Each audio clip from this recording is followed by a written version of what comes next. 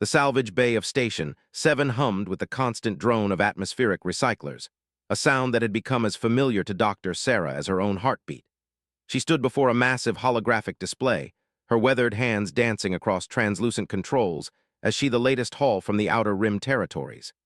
At 63, Sarah had spent more years among the stars than most species lived, and her reputation as humanity's foremost preceded her across the galaxy. "Another load of worthless scrap," muttered Commander, the station's administrator. His serpentine form coiled around the observation platform, amber eyes gleaming with barely concealed contempt. "The humans continue to waste resources on their foolish treasure hunts." Sarah didn't look up from her work. She had learned long ago that responding to such provocations only encouraged more of the same. The Galactic Confederation had made their position clear. Humans were useful for manual labor, resource extraction, and military grunt work. Scientific endeavors, particularly those involving ancient technologies, were best left to the superior species. The latest shipment contained artifacts from the Forbidden Zones, areas of space that most civilized species avoided due to dangerous radiation signatures and gravitational anomalies. The Confederation had written off these regions as worthless, but Sarah suspected they held secrets that could reshape their understanding of galactic history. She picked up a twisted piece of metal, no larger than her palm. To untrained eyes, it looked like random debris, perhaps part of an ancient hull or a discarded piece of machinery. But Sarah noticed the impossible smoothness of its surface, the way light seemed to bend around certain angles, and the faint energy readings that registered on her instruments. Doctor called her assistant from across the bay. The young man's excitement was palpable as he held up a crystalline structure. "You need to see this. The resonance patterns are unlike anything in the database." Sarah walked over, her magnetic boots clicking against the deck plating. The crystal was beautiful, a deep purple that seemed to pulse with internal light. When she ran her scanner over it, the readings made her breath catch. The atomic structure was ordered in ways that conventional physics, and the energy signature suggested it was actively processing information. "What do you make of it?" asked, unable to contain his enthusiasm. Before Sarah could respond, Commander slithered closer, his forked tongue tasting the air with disdain. "More human fantasies," he hissed. "Pretty rocks and twisted metal. The Confederation has real scientists working on projects that matter, not chasing ghost stories in radioactive wastelands." Sarah bit back her response. She had petitioned the Confederation Council dozens of times for proper funding and equipment, only to be dismissed as a quaint human curiosity. The other species, and others, viewed humans as recent arrivals to the galactic stage, too primitive to understand the complexities of ancient civilizations. "Perhaps," she said quietly, continuing her examination of the crystal. "But these ghost stories have a way of surprising us." Over the following weeks, Sarah and her small team worked tirelessly to analyze their finds. The station's limited facilities were a constant frustration, but they made do with what they had. Sarah had learned to be resourceful during humanity's early years in space, when every scrap of technology had to be carefully maintained and improvised solutions were the norm. The crystal proved to be the most intriguing piece. Deep scans revealed it was actually a sophisticated data storage device, containing information compressed at the quantum level. However, accessing that information required understanding an encryption system unlike anything in the Confederation's vast databases. "It's like trying to read a book written in a language that uses mathematics we haven't discovered yet," explained during one of their late-night sessions. Sarah nodded, her eyes red from staring at holographic displays for hours. "The patterns suggest a civilization that understood quantum mechanics on a level we can barely imagine. Look at these energy flow diagrams. They're using principles that our best physicists say are impossible."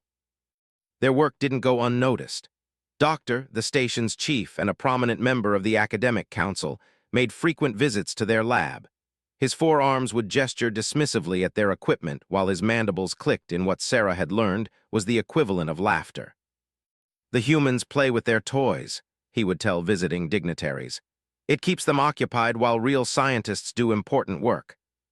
But Sarah noticed that always asked detailed questions about their progress, and his assistant frequently requested copies of their preliminary data. She began to suspect that the scientist was more interested in their work than he let on. The breakthrough came 3 months after the initial discovery.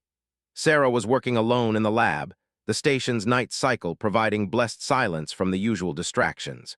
She had been experimenting with different approaches to interfacing with the crystal when she decided to try something unconventional. Instead of using the standard Confederation technology, she jury-rigged a connection using modified human equipment. Earth's scientists had always been known for their ability to improvise and adapt, often creating solutions that were inelegant but effective. The other species mocked this tendency, preferring their refined and standardized approaches. The moment her improvised interface touched the crystal, everything changed. The lab filled with a soft, purple light as the crystal activated. Holographic displays materialized in the air, showing star charts of incredible detail and complexity. Sarah watched in amazement as three-dimensional maps of galaxy rotated before her, marked with symbols and annotations in a script she didn't recognize. But more than just star charts appeared. The crystal was displaying technical specifications for devices that made current Confederation technology look primitive. Power generation systems that could tap directly into quantum fluctuations. Propulsion drives that could fold space itself. Weapons that could restructure matter at the atomic level. Sarah's hands shook as she began recording everything. This wasn't just an archaeological find. It was a technological revolution waiting to happen. The implications were staggering. Whoever had created this crystal possessed knowledge that could advance galactic civilization by thousands of years. A sound in the corridor made her quickly shut down the display. The crystal returned to its dormant state just as the lab door slid open. Commander entered, his serpentine form moving with predatory grace. "Working late again, Doctor?" he asked, though his tone suggested the question was more accusation than inquiry. "Just reviewing the day's data," Sarah replied, trying to keep her voice steady. "Nothing particularly interesting." The amber eyes fixed on the crystal, which sat innocuously on her workbench. "That bauble has been consuming considerable resources. Perhaps it's time to file it away and focus on more practical matters." Sarah felt a chill that had nothing to do with the station's climate control. "Of course, Commander. I'll wrap up my analysis soon." After left, Sarah sat in the dark lab for a long time, thinking. She realized that she faced an impossible choice. The proper scientific approach would be to share her discovery with the Confederation, contributing to the advancement of all species. But she also knew what would happen. The find would be classified, studied by superior scientists, and humanity would receive no credit or benefit from the discovery. More troubling was the possibility that such advanced technology could be weaponized. In the wrong hands, the knowledge contained in that crystal could shift the balance of power in the galaxy, potentially enslaving or destroying entire civilizations. The next morning brought unwelcome news. Burst into the lab with a worried expression, carrying an official-looking data pad. "Sarah, we've got a problem," he said, handing her the device. "New orders from Confederation Command." Sarah read the message twice before its implications sank in. The Confederation was reassigning her team to a mining operation in the Tau system. Their archaeological project was being terminated, and all artifacts were to be turned over to Doctor for proper evaluation. "They can't do this," protested. "We're on the verge of a major discovery."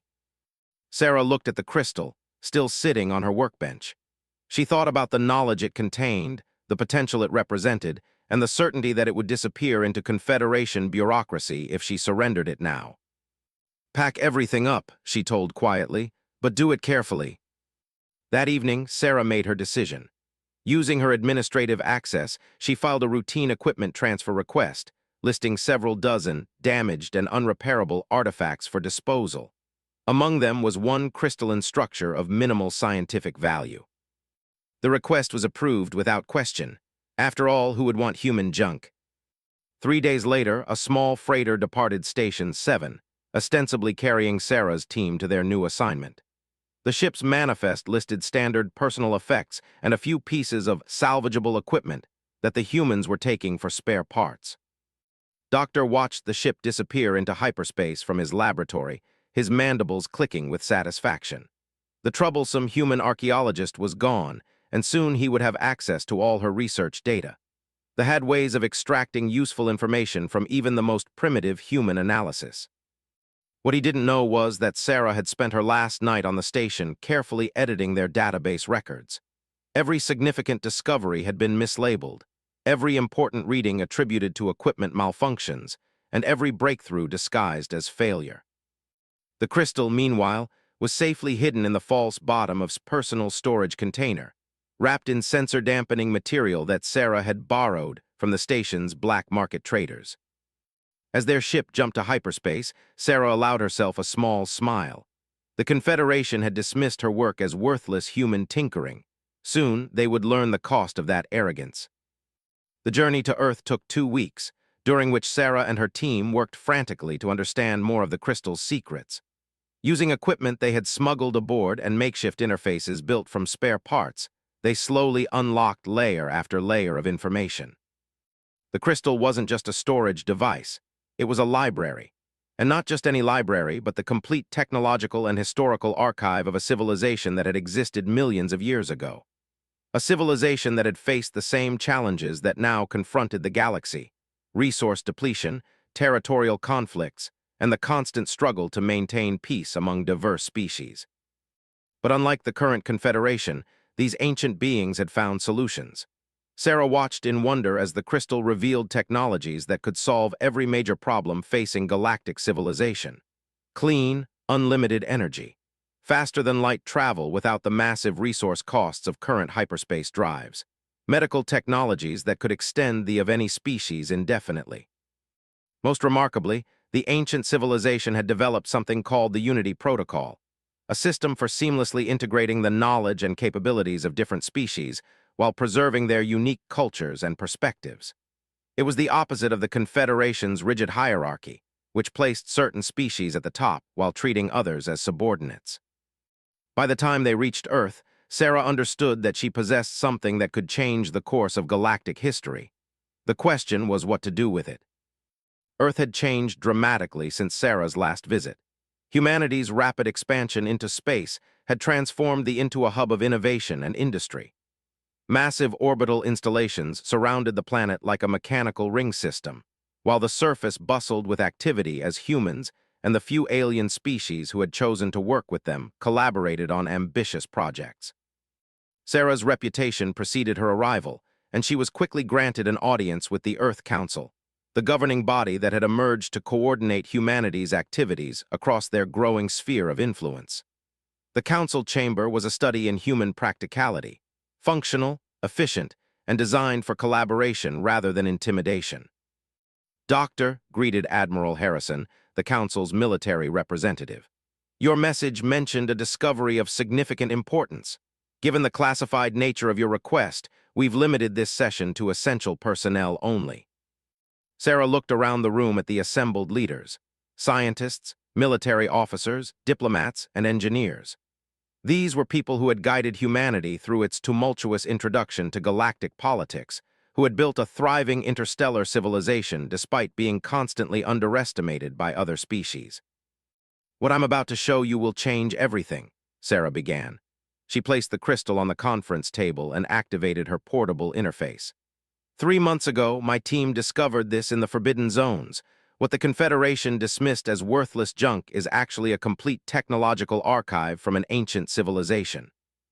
The room fell silent as the crystal came to life, filling the air with holographic displays of incomprehensible complexity and beauty.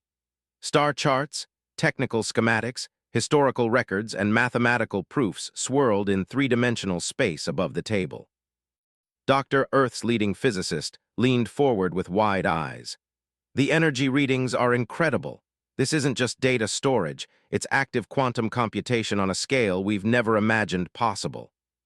"The implications are staggering," Sarah continued. "This civilization achieved technological advancement that makes the Confederation look primitive. More importantly, they faced the same challenges we face today and found solutions." She guided the display to show the Unity Protocol, explaining its principles and potential applications. As she spoke, she could see the excitement building in the room. These were people who understood the significance of what they were seeing. "The question," concluded Admiral Harrison, "is what we do with this knowledge. The Confederation will demand we turn over any significant discoveries. They have the military advantage, at least for now." Which is exactly why we can't let them have this, replied Doctor. In the wrong hands, some of these technologies could enslave or destroy entire star systems. But used properly, they could usher in a new era of prosperity for all species. Sarah nodded. The ancient civilization that created this faced a similar choice. According to their records, they ultimately decided to hide their knowledge until a worthy successor could be found, someone who would use it wisely rather than for conquest. "And they chose us?" asked Admiral Harrison. "Not exactly," Sarah admitted. "The crystal appears to have activation criteria. It only responds to certain technological approaches that emphasize cooperation, adaptation, and creative problem-solving, the very qualities that other species mock humans for." Minister Wei, the Council's chief diplomat, spoke up. "We could share selected technologies with allied species, build a coalition of equals rather than trying to dominate the galaxy ourselves." "That's exactly what the Unity Protocol is designed for," Sarah agreed. "It's not about one species ruling over others. It's about creating a true partnership where each species contributes their unique strengths." The discussion continued for hours, but the conclusion was inevitable. Humanity would begin the careful process of studying and implementing the ancient technologies, but they would do so in secret until they were strong enough to present the galaxy with a. It would be dangerous. The Confederation would not react kindly to humans suddenly developing advanced technologies. But the alternative, allowing such knowledge to fall into the hands of those who saw other species as inherently inferior, was unthinkable. As the meeting concluded, Admiral Harrison made one final observation that would prove prophetic. "The Confederation dismissed our capabilities because they see us as primitive scavengers. Let them keep thinking that. When the time comes to reveal what we've learned, their own arrogance will be our greatest weapon." Sarah smiled as she carefully secured the crystal for transport to humanity's most classified research facility. The other species had made a critical error in judgment. They had looked at human adaptability and improvisation and seen primitive desperation. They had dismissed humanity's greatest strengths as weaknesses. Soon they would learn that sometimes the most advanced civilizations are the ones that never stop learning, never stop adapting, and never stop finding new ways to turn junk into treasure. The crystal's soft purple glow seemed to pulse with approval as Sarah sealed the containment case. The ancient civilization that had created it would have understood the irony perfectly. The species the galaxy considered least worthy had proven most capable of unlocking their greatest gift. In the depths of space, other pieces of junk from the forbidden zones drifted silently through the void, waiting to be discovered. The Confederation continued to avoid those dangerous regions, leaving them to human salvage operations.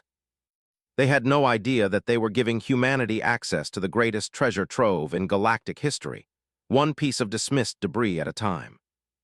The hidden research facility, designated Aurora Station, floated in the shadow of Earth's moon, its existence known only to the highest levels of human leadership. From the outside, it appeared to be nothing more than another industrial processing plant, the kind that had sprouted throughout the Sol system as humanity expanded their manufacturing capabilities. But beneath its mundane exterior lay the most advanced research complex humanity had ever constructed.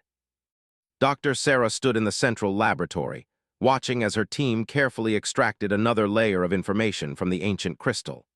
3 months had passed since their arrival, and each day brought revelations that challenged everything they thought they knew about physics, engineering, and the nature of consciousness itself.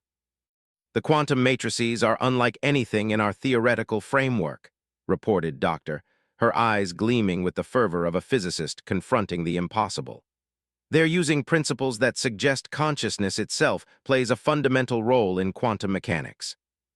Sarah nodded, though part of her wondered if they were moving too fast. The knowledge contained in the crystal was vast beyond comprehension, and they were still only scratching the surface. Each breakthrough revealed 10 new mysteries, and some of the technologies they had uncovered were so advanced that humanity lacked the basic scientific foundation to understand them. Looked up from his workstation, where holographic equations filled the air like luminous spiderwebs. "I think I'm beginning to understand the activation sequence. The crystal doesn't just store information, it actively evaluates the species trying to access it. It's looking for specific cognitive patterns." "What kind of patterns?" Sarah asked. Adaptability, creativity, willingness to challenge established paradigms, replied, his excitement barely contained. The ancient civilization called it the explorer's paradox. The most advanced societies often become rigid and conservative, unwilling to embrace radical new ideas. But younger, less advanced civilizations maintain the flexibility needed for true innovation. Doctor paused in her work. So they were looking for species that were advanced enough to understand their technology, but young enough to use it wisely. Exactly, confirmed. And according to the selection criteria, humans scored higher than any species the crystal had previously encountered. The implication sent a chill down Sarah's spine. The crystal had been waiting for millions of years, silently testing every species that discovered it. Most had failed even the basic activation requirements. Those that succeeded had apparently used the knowledge for conquest or domination, ultimately destroying themselves. Humanity was not just the first species to fully access the crystal's knowledge. They were the first to do so without triggering what the ancient civilization had called the failure protocols. A soft chime indicated an incoming priority communication. Admiral Harrison's image materialized in the lab's communication center, his expression grim. "Doctor, we have a situation," he began without preamble. "Confederation intelligence has detected anomalous energy signatures from several human installations. They're starting to ask questions about our recent technological developments." Sarah felt her stomach tighten. They had known this moment would come, but she had hoped for more time. "What kind of questions?" "They want to inspect our facilities and review our research data. Doctor specifically requested permission to examine your team's work from Station 7. Harrison's smile was humorless. "Apparently, he's concerned about primitive human experimentation, creating dangerous instabilities." "How long do we have?" asked Doctor. "The formal inspection request will be submitted within days. Once that happens, we'll be legally obligated to comply or face economic sanctions." Harrison paused, seeming to weigh his words carefully. "Unless, of course, we have a compelling reason to refuse." Sarah understood the implication. If humanity could demonstrate that they possessed technology advanced enough to make Confederation threats meaningless, they could dictate the terms of any future relationship. But that would require revealing their hand before they were fully prepared. "Admiral, what's the status of the prototype projects?" she asked. "The power generation systems are showing promising results, but we're still months away from full implementation. The propulsion technology is even further behind. Our best engineers are struggling to understand the basic principles involved." Looked up from his equations. "What if we're approaching this wrong? We've been trying to reverse engineer individual technologies, but maybe we need to implement the Unity protocol first." "The what now?" Harrison asked. Sarah felt a spark of excitement. "Might be onto something. The Unity protocol isn't just a political system. It's a technological framework that allows different species to share knowledge and capabilities on a quantum level. Instead of trying to build these devices from scratch, we could adapt them to work with human cognitive patterns." "You're suggesting we modify our own minds?" Doctor asked, her tone carefully neutral. "Not modify, enhance," corrected. "The protocol creates a temporary neural interface that allows individuals to access knowledge and skills beyond their normal capabilities. It's like having direct access to the expertise of the ancient civilization." The concept was both thrilling and terrifying. The Unity protocol offered a shortcut to understanding technologies that might otherwise take decades to master. But it also meant allowing an alien system to interface directly with human consciousness. "The risks," Harrison began, "are considerable," Sarah agreed. "But so are the risks of letting the Confederation seize this technology. If we're going to act, it has to be now." The debate continued for hours, but eventually the decision was made. A volunteer would undergo the Unity protocol interface, gaining temporary access to the ancient knowledge needed to accelerate their technological development. If successful, they could begin mass production of advanced systems within weeks instead of years. Sarah was the obvious choice. She had the most experience with the crystal, and her archaeological background gave her the broad knowledge base needed to integrate information from such a diverse technological archive. But as the senior researcher, she was also too valuable to risk on an experimental procedure. In the end, it was who volunteered. I'm young enough to adapt to neural modifications, he argued. And I've been working with the crystal longer than anyone except Sarah. If something goes wrong, you'll still have the expertise needed to continue the project. The preparation took 2 days. Medical scanners mapped every neuron in its brain, while engineers constructed the interface device based on schematics from the crystal. The ancient design was elegant in its simplicity, a crown-like apparatus that created quantum entanglement between human neural patterns and the crystal's consciousness matrix. Sarah watched nervously as was prepared for the procedure. Despite his confidence, they were venturing into completely unknown territory. The ancient civilization's records indicated that the Unity Protocol was safe, but they were a different species with different brain structures. No one knew what effect it might have on human consciousness. Remember, she told as the technicians made final adjustments to the interface, you're not trying to download everything at once. Focus on the immediate technologies we need: power generation, basic fabrication techniques, defensive systems. Nodded, though Sarah could see the mixture of excitement and fear in his eyes. What if it changes me? What if I can't come back? Then we'll find a way to bring you back, Sarah promised. That's what humans do. We adapt, we improvise, and we never give up on each other. The activation was surprisingly anticlimactic. One moment was sitting in the interface chair, looking nervous but determined. The next, his eyes had taken on the same purple glow as the crystal, and his entire demeanor changed. When he spoke, his voice carried harmonics that shouldn't have been possible from human vocal cords. Integration successful, accessing primary technological databases, beginning knowledge transfer. For 6 hours, remained in that state while data flowed between his mind and the crystal. The monitoring equipment showed incredible neural activity.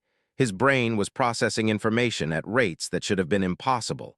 But somehow, he remained stable and coherent throughout the process. When he finally opened his eyes, normal human eyes once again, his first words were, "We need to start building immediately." The change-in was subtle but profound. He moved with new confidence, spoke with precise technical vocabulary he had never learned, and seemed to understand complex engineering principles at an intuitive level. Most remarkably, he retained his essential humanity while gaining access to millions of years of accumulated knowledge. The power generation system is elegantly simple once you understand the underlying principles, he explained to the assembled team of engineers. We've been thinking about energy in terms of extraction and conversion, but the ancients learned to harmonize with quantum field fluctuations. Instead of fighting against natural forces, we align with them. Within hours, he had sketched out plans for devices that would revolutionize human technology. Fusion reactors that could fit in a backpack while generating enough power for a city. Manufacturing systems that could construct complex devices from raw materials at the atomic level. Defensive shields that could deflect any known weapon while requiring minimal energy input. But the most important revelation was strategic. The Confederation isn't as technologically advanced as they claim, explained. They've been coasting on discoveries made by previous civilizations, adding minor improvements while claiming the credit. Most of their superior technology is actually borrowed from species they conquered or absorbed. This changed everything.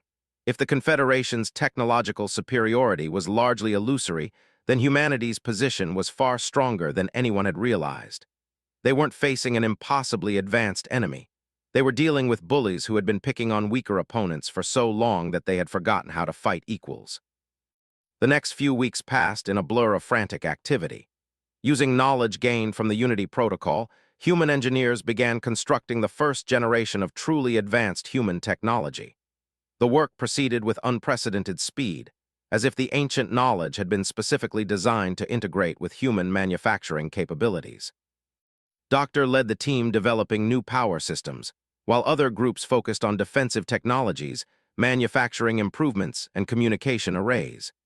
Each breakthrough built upon the others, creating a cascade effect that accelerated their progress beyond all expectations.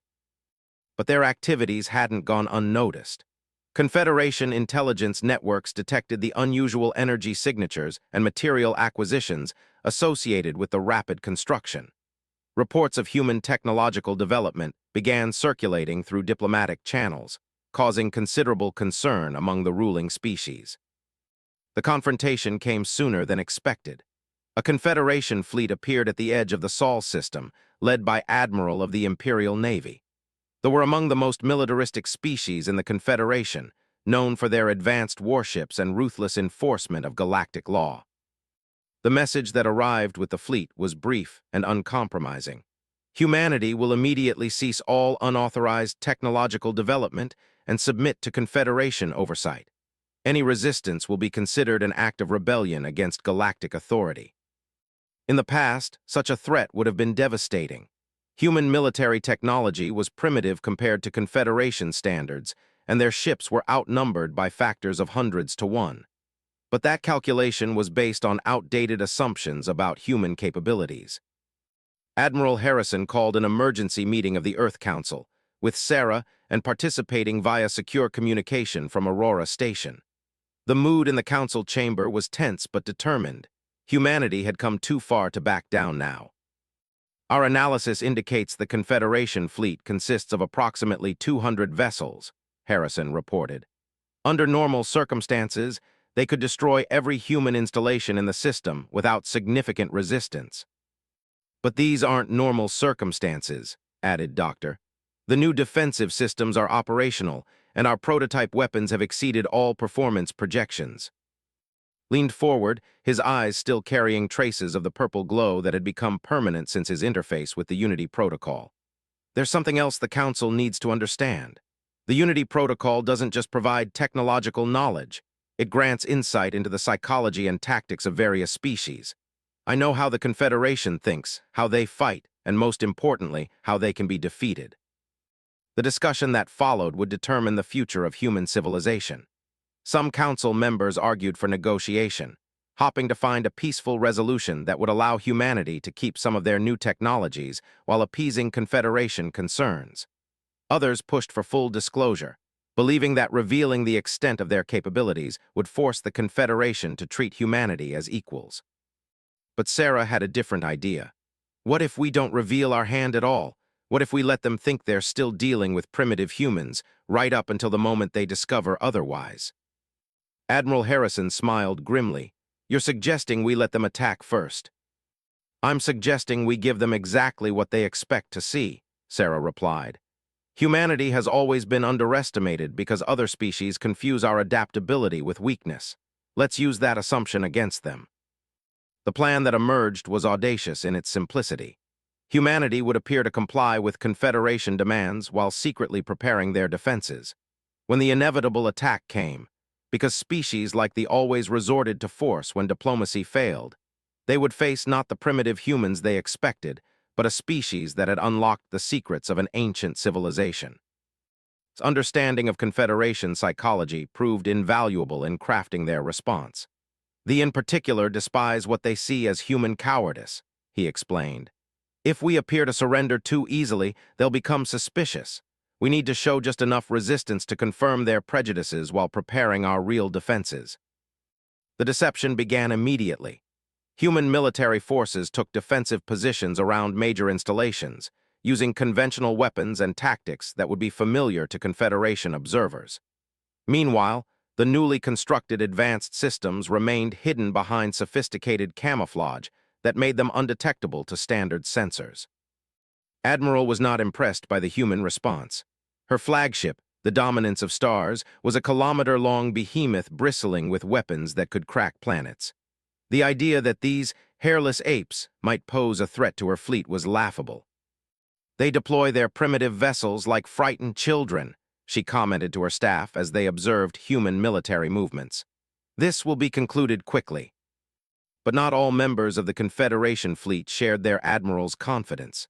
Captain, an officer serving as tactical advisor, had made a career of studying human military history. What he saw in their defensive arrangements troubled him. Admiral, I recommend caution, he advised during the pre-attack briefing. Human tactical patterns suggest they are preparing for something beyond conventional engagement. His mandibles clicked in amusement. Humans are cunning, I grant you, but cunning cannot overcome superior firepower. We have faced their best efforts before and found them wanting. That assessment would prove to be fatally flawed. The Confederation's previous encounters with humanity had been limited to small-scale conflicts involving mining rights or trade disputes. They had never faced humans who were fighting for the survival of their entire species, and they certainly had never faced humans armed with technology that made their own weapons look like stone axes. The attack began at dawn, Earth time. Confederation forces moved in perfect formation, their vessels gleaming in the light of Sol as they approached the inner system. Their weapons charged with energy discharges that lit up space like artificial stars, and their sensors locked onto human defensive positions with ruthless precision. The opening salvo should have been devastating. Hundreds of energy beams and missile volleys converged on human positions, carrying enough destructive force to vaporize entire cities. But instead of the expected explosions and debris, something impossible happened. The attack simply stopped. Energy beams struck invisible barriers and dissipated harmlessly, while missiles detonated against fields that shouldn't have existed. The human installations sat untouched behind defensive shields that registered no energy signatures on Confederation sensors. For a moment, the fleet hung in space, their commanders trying to process what they had just witnessed. Then Admiral's voice cut through the confusion. All ships, concentrate fire on the primary targets. Some kind of deflector technology, overwhelm it with focused bombardment. The second wave of attacks was even more intense than the first. The Confederation fleet poured every weapon at their disposal into the human defenses, creating a light show visible from the outer planets. For several minutes, space around Earth's defensive installations blazed with energy as the most advanced military force in the galaxy exhausted their firepower against invisible barriers. When the barrage finally ended, the human positions remained completely intact. Not so much as a scratch marred their surfaces, and their defensive fields showed no sign of strain or overload. In the silence that followed, a new voice joined the communication channels. It was Admiral Harrison, speaking from the bridge of what appeared to be a standard human battle cruiser, a vessel that should have been vaporized in the opening moments of the attack. "Admiral," he said, his tone polite but firm, "I believe there's been a misunderstanding. Humanity has no desire for conflict with the Confederation. However, we also cannot allow threats to our to go unanswered." The human fleet emerged from concealment like ghosts materializing in the void. Ships that had been invisible to Confederation sensors suddenly appeared throughout the system, their forms sleek and predatory. But more unsettling than their sudden appearance was their obvious technological sophistication. These were not the primitive vessels the Confederation expected to face. "This is impossible," breathed Admiral, staring at her tactical displays. "Human technology is decades behind Confederation standards." Captain's expression was grim as he studied the new arrivals. "Admiral, these vessels are reading power signatures beyond our current capabilities. I strongly recommend we withdraw and reassess the situation." But was a warrior of the old school, raised on stories of dominance over lesser species. The idea that humans could challenge her fleet was unthinkable. "All ships, engage the human vessels. Show these primitives the price of defying galactic authority." The battle that followed would be studied in military academies for generations to come, though not for the reasons Admiral expected. The Confederation fleet, despite their numerical superiority and centuries of military experience, found themselves completely outmatched by enemies they had dismissed as technologically inferior. Human weapons carved through Confederation shields like paper, while their own attacks proved ineffective against human defensive systems. Confederation vessels that had dominated battlefields across the galaxy found themselves disabled by technologies they couldn't understand, their crews transported to safety before their ships were methodically dismantled. The flagship dominance of Stars lasted longest, its superior armor and shielding giving it momentary advantages against human attackers. But even that advantage proved temporary as human ships demonstrated capabilities that conventional physics, teleporting through space, manipulating matter at the atomic level, and wielding weapons that rewrote the fundamental forces of nature. When the battle ended less than an hour after it began, the entire Confederation fleet had been neutralized without a single human casualty. Most remarkably, Admiral and her crews remained alive, their vessels disabled but their life support systems intact.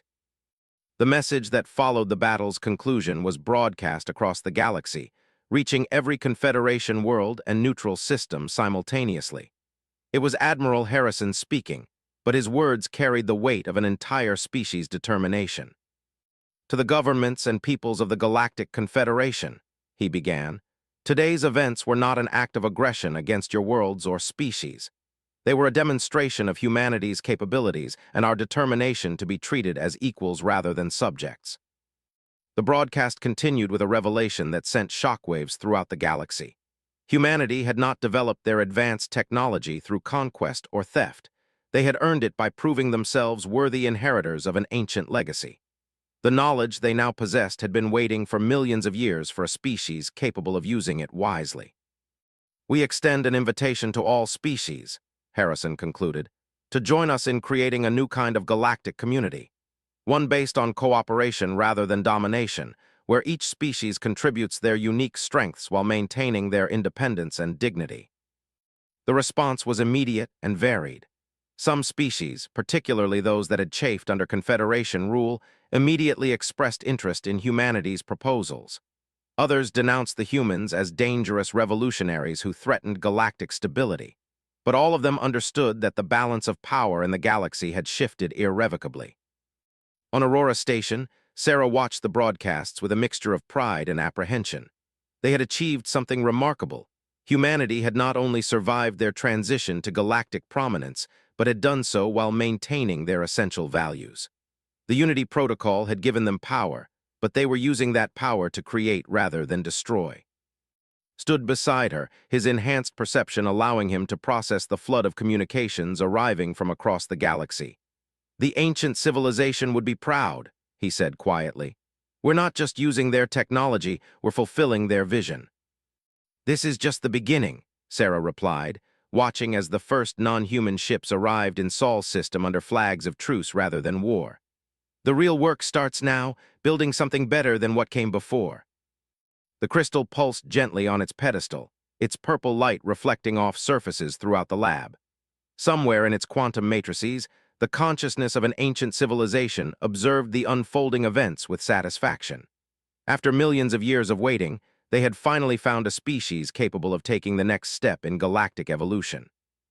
The age of human dominance hadn't begun, something far more significant was starting. An age where species would work together as equals, where knowledge would be shared rather than hoarded, and where the greatest strength would come not from conquest but from cooperation. The dismissed junk had become the foundation of a new galactic order, and the species everyone had underestimated were leading the way toward a better future for all. 2 years had passed since the Battle of Sol, and the galaxy bore little resemblance to the rigid hierarchy that had dominated interstellar politics for. The transformation hadn't been violent, quite the opposite. As more species experienced the benefits of the Unity Protocol and witnessed humanity's commitment to cooperation over conquest, the old Confederation structure had simply evolved. Dr. Sarah stood in the observation deck of New Geneva Station, humanity's first truly collaborative space habitat. Through the transparent aluminum windows, she could see vessels from dozens of species docked at the massive facility. Science ships worked alongside human research vessels, while cultural exchanges mingled with military advisors who had chosen cooperation over continued conflict. The station itself was a testament to what different species could accomplish together. Human engineering had provided the structural foundation, but artists had designed the flowing corridors, philosophers had contributed to the social spaces, and even former Confederation species had added their own innovations to create something greater than any single species could have achieved alone. "Still can't quite believe it's real?" asked, joining her at the window. His appearance had stabilized after 2 years of Unity Protocol integration, though his eyes retained flecks of purple that seemed to shift with his emotional state. The enhancement had changed him, but in ways that made him more human rather than less. "Sometimes I feel like I'm dreaming," Sarah admitted. 3 years ago, we were salvage workers picking through debris that nobody else wanted.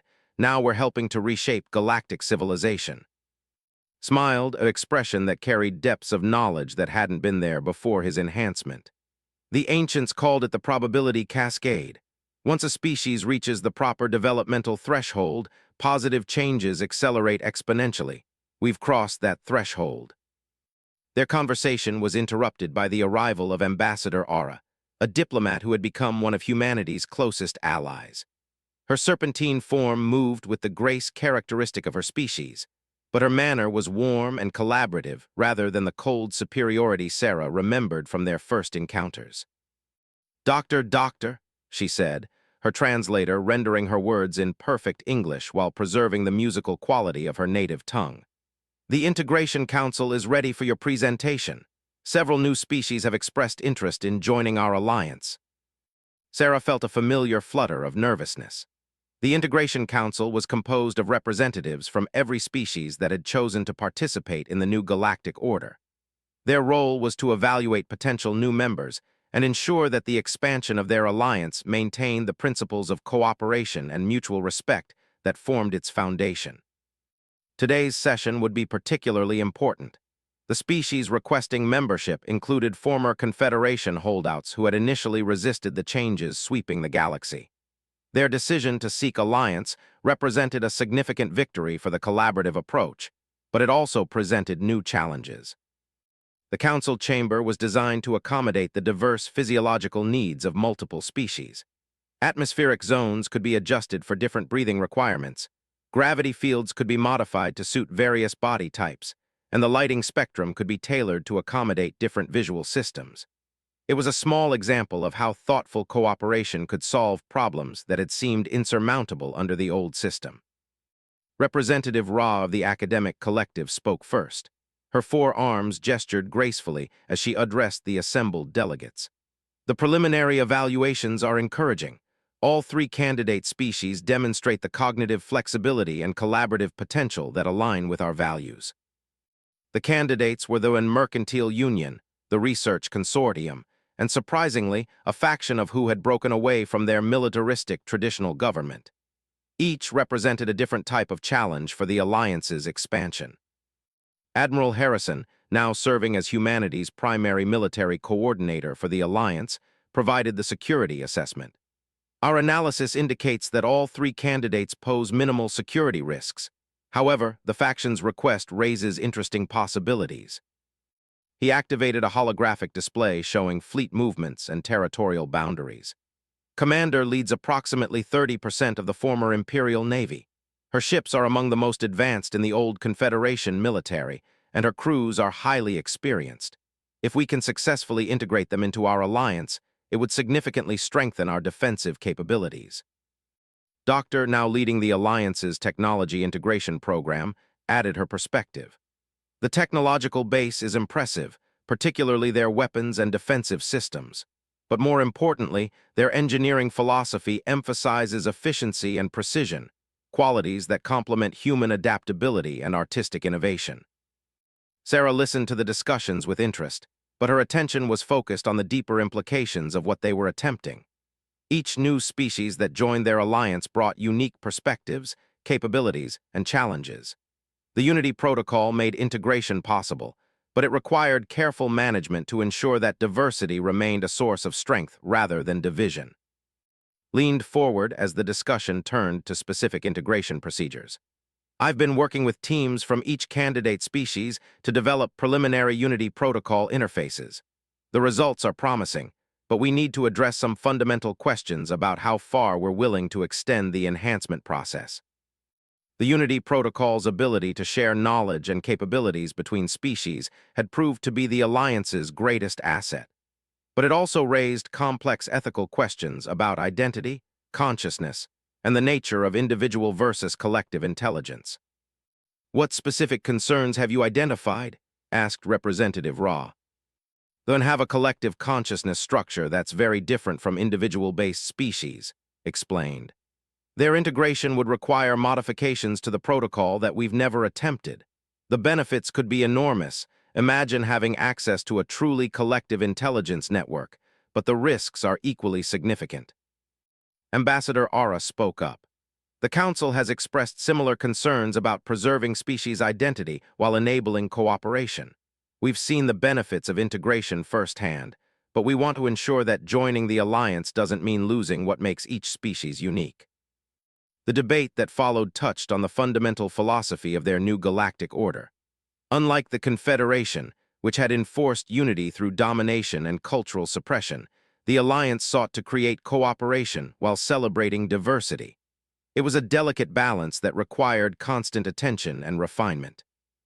Sarah found herself thinking about the ancient civilization that had created the crystal. According to the historical records embedded in its quantum matrices, they had faced similar challenges during their own expansion phase. Their solution had been elegant. Instead of imposing uniform standards, they had developed systems that allowed different species to interact seamlessly while maintaining their essential characteristics. "Perhaps we're overcomplicating this," she said during a brief pause in the discussion. "The Unity Protocol isn't meant to change who we are. It's meant to help us communicate and collaborate more effectively. If we approach each integration with that goal in mind, the specific adaptations become engineering problems rather than philosophical dilemmas." Admiral Harrison nodded thoughtfully.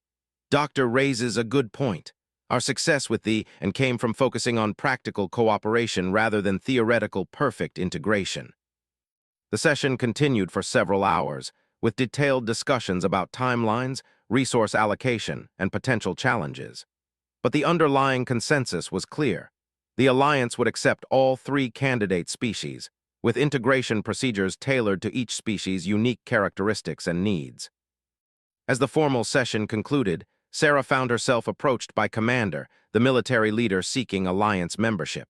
They were intimidating beings even in peaceful settings, tall, powerfully built, with chitinous exoskeletons and multiple limbs that could move with frightening speed.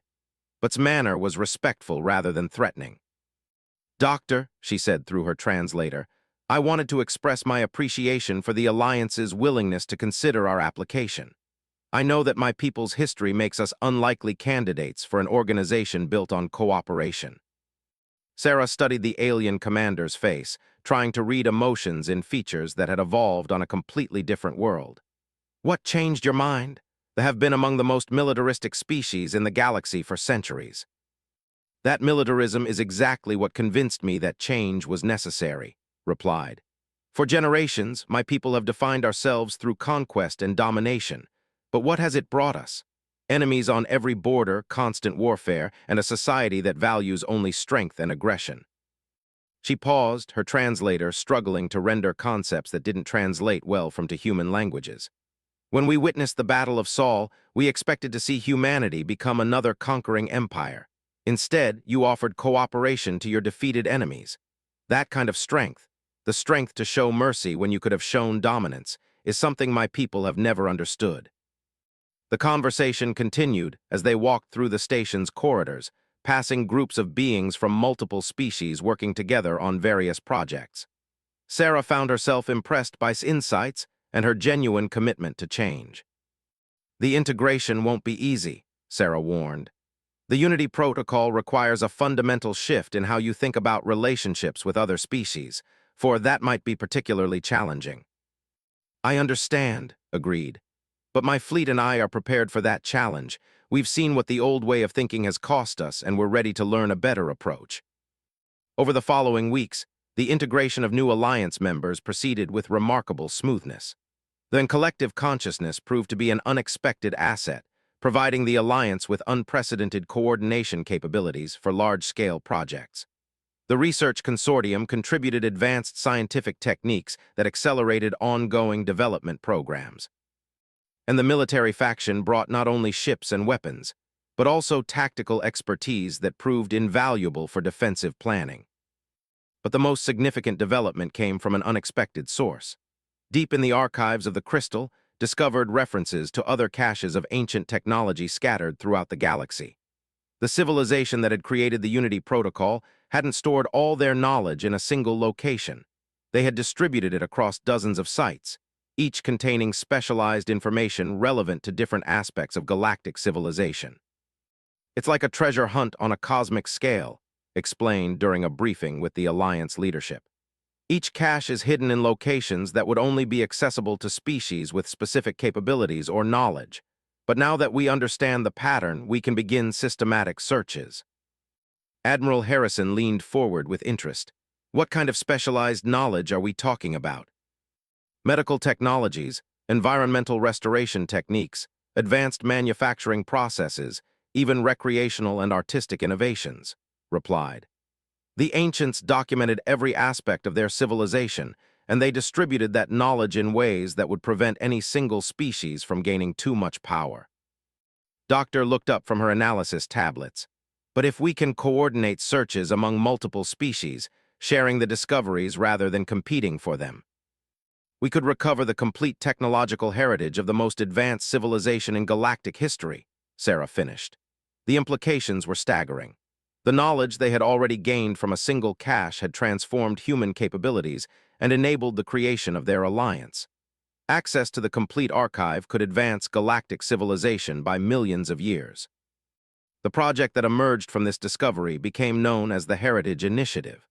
Teams of archaeologists, scientists, and explorers from every alliance species began coordinating searches for ancient caches.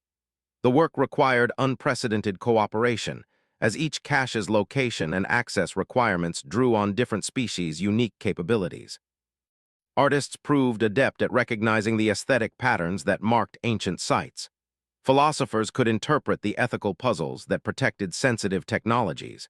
Human engineers excelled at adapting ancient interfaces to work with modern equipment. Military precision was essential for safely accessing sites in dangerous regions of space. The first major discovery came 6 months after the initiative began.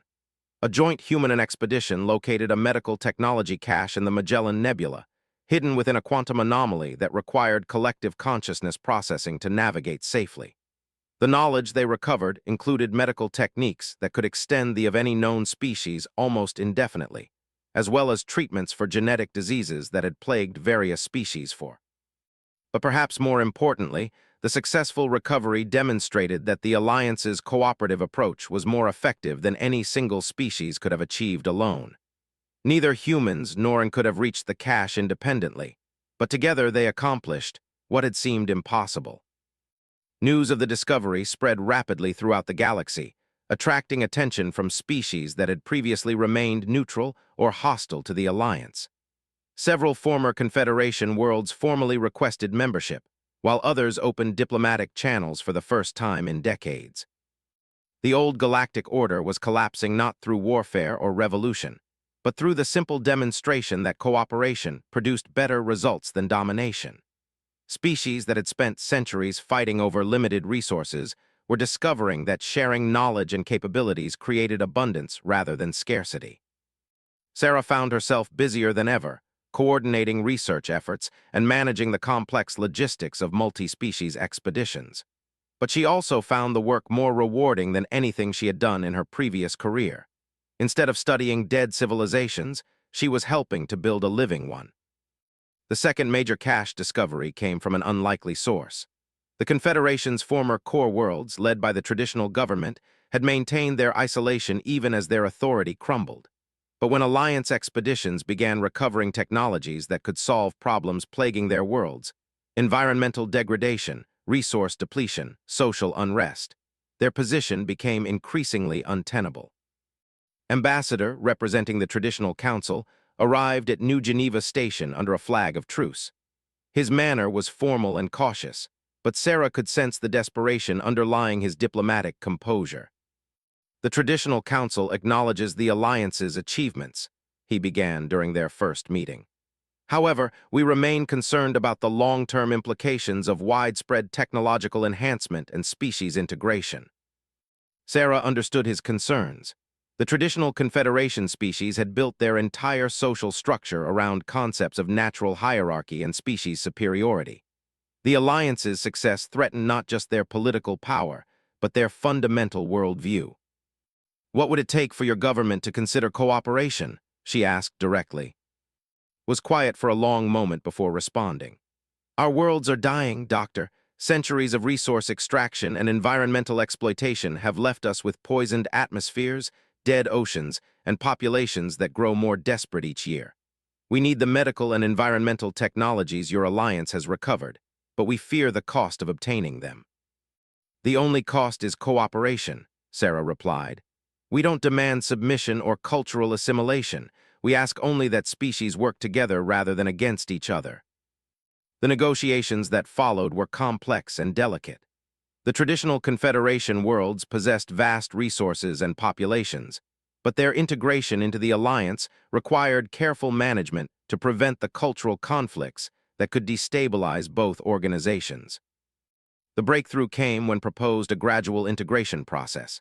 Instead of immediately joining the alliance, the Confederation worlds would participate in specific collaborative projects: environmental restoration, medical research, archaeological expeditions, that demonstrated the benefits of cooperation while allowing their societies to adapt slowly to new ways of thinking. The first joint project was the restoration of Zephyr Prime, the traditional. Centuries of industrial development had rendered large portions of the planet uninhabitable, and the population faced increasingly severe health problems from environmental toxins. Using technologies recovered from the ancient caches, Alliance teams began systematic restoration of the planet's ecosystem. Human engineers designed atmospheric processors that could neutralize toxic compounds. Biochemists developed organisms that could break down industrial pollutants. Construction teams rebuilt infrastructure with sustainable materials, and in collective intelligence coordinated the massive logistical requirements of planetary restoration. The project took 2 years to complete, but the results were spectacular. Zephyr Prime was transformed from a dying world into a paradise that exceeded even its pre-industrial state. More importantly, the process demonstrated to traditional Confederation populations that cooperation could achieve what competition never could. By the time the Heritage Initiative celebrated its 3rd anniversary, the Alliance had grown to include 70% of known galactic species. The discoveries had accelerated beyond all expectations, with new caches revealing technologies for faster-than-light travel, matter conversion, artificial intelligence, and even techniques for stellar engineering. But the greatest discovery wasn't technological. Deep within a cache located in the galactic core, researchers found the complete historical archives of the ancient civilization. The records revealed not just their technological achievements, but their philosophical evolution from a competitive species to a cooperative one. The parallels to current galactic development were striking. The ancients had faced the same challenges, made the same mistakes, and ultimately learned the same lessons that modern species were discovering. Their eventual decision to hide their technology and wait for worthy successors hadn't been an act of despair. It had been an act of hope. Sarah stood once again in her laboratory, but this time the crystal wasn't alone on her workbench. Dozens of similar devices surrounded it, each containing specialized knowledge from different aspects of ancient civilization. The purple glow that filled the room came not from a single artifact, but from an entire network of consciousness that had waited millions of years to share its wisdom.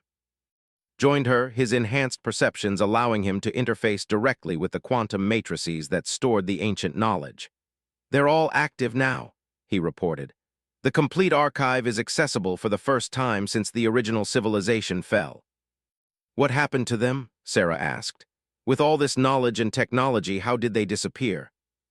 Was quiet for a moment, processing information from multiple sources simultaneously. "They didn't disappear," he said finally. "They transcended. When a civilization reaches a certain level of development, physical existence becomes optional. They moved beyond the need for matter and energy, becoming something we don't have words to describe." "But they left all this behind for us." "Not just for us," corrected. "For anyone capable of learning from their example. The Unity Protocol isn't just about sharing knowledge, it's about sharing wisdom." They discovered that the universe is vast enough for infinite diversity and cooperation, but small enough that conflict ultimately hurts everyone. The implications were staggering. The Alliance wasn't just recovering ancient technology, they were following in the footsteps of a species that had solved the fundamental problems of existence itself. The path forward was clear, even if the destination remained beyond current understanding. As Sarah watched the crystal network pulse with harmonized light, she realized that their journey was just beginning. The ancient civilization had left them a roadmap for development that could take galactic society to heights previously unimaginable. But more than that, they had proved that such development was possible while maintaining the essential qualities that made each species unique. The dismissed junk had indeed become the foundation of transformation, but not in the way anyone had expected. Instead of changing who the various species were, it had helped them become the best versions of themselves. Humans retained their adaptability and creativity, kept their artistic vision, preserved their philosophical depth, and even maintained their strength while learning to apply it constructively. The galaxy that emerged from this transformation bore little resemblance to the rigid hierarchy that had preceded it. Instead of a few dominant species ruling over many subordinate ones, it had become a vast network of cooperation, where every species contributed their unique strengths to collective goals. New Geneva Station continued to grow, becoming not just a diplomatic center, but a symbol of what different species could accomplish together. Research projects that would have taken centuries for single species to complete were finished in years through collaborative effort. Environmental restoration that had seemed impossible became routine. Medical advances eliminated diseases that had plagued various species for. But perhaps most importantly, the constant threat of warfare that had dominated galactic politics for eons simply faded away. When species worked together toward common goals, the resources and energy that had once been devoted to conflict could be redirected toward exploration, research, and creation. 5 years after the Battle of Sol, Admiral Harrison stood on the bridge of the Alliance flagship Harmony, watching as the largest deep space exploration fleet in galactic history prepared for departure. The mission would take them beyond the current borders of known space, seeking new worlds, new species, and perhaps new caches of ancient knowledge. "Final preparations complete, Admiral," reported Captain, an officer whose tactical expertise had proved invaluable in planning the expedition. "All species representatives confirm readiness for departure." Harrison nodded, looking out at the assembled fleet. Ships from dozens of species moved in perfect coordination, their crews working together with an efficiency that would have been impossible under the old system. Human exploration vessels worked alongside research ships, while cultural exchange vessels traveled with escort ships that had been converted from weapons of war to tools of protection and exploration. "Doctor," he said, activating the communication system, "you have the honor of giving the departure order." On Aurora Station, Sarah smiled as she looked at the crystal network one final time before the expedition began. The ancient consciousness that resided within the quantum matrices seemed to pulse with approval, as if recognizing that their long wait had finally come to an end. "To all ships of the Heritage Expedition," she announced, her voice carrying across space to reach every vessel in the fleet, "you represent not just the hopes of your individual species, but the dreams of an entire galaxy learning to work together. Go forth with curiosity, courage, and cooperation. Discover what wonders await us among the stars." The fleet began to move, their combined engines creating a light show visible from multiple star systems. As they departed, Sarah felt a deep sense of satisfaction mixed with anticipation. They had accomplished something remarkable, transforming galactic civilization from a hierarchy based on dominance to a community based on cooperation. But more than that, they had proved that the most advanced technologies and greatest discoveries came not from individual brilliance or superior strength, but from the simple recognition that different perspectives working together could accomplish things that no single viewpoint could achieve alone. The dismissed junk had become the foundation of a new age, and the species everyone had underestimated had shown the galaxy a better way forward. As the expedition ships disappeared into hyperspace, their mission was clear: to explore new frontiers while carrying the message that cooperation, not conquest, was the key to unlocking the universe's greatest treasures. In the quantum depths of the crystal network, the consciousness of an ancient civilization watched with satisfaction as their successors began the next phase of galactic evolution. The Unity Protocol was no longer just an archaeological discovery. It had become the operating system for an entire galactic community. The transformation was complete, but the journey was just beginning.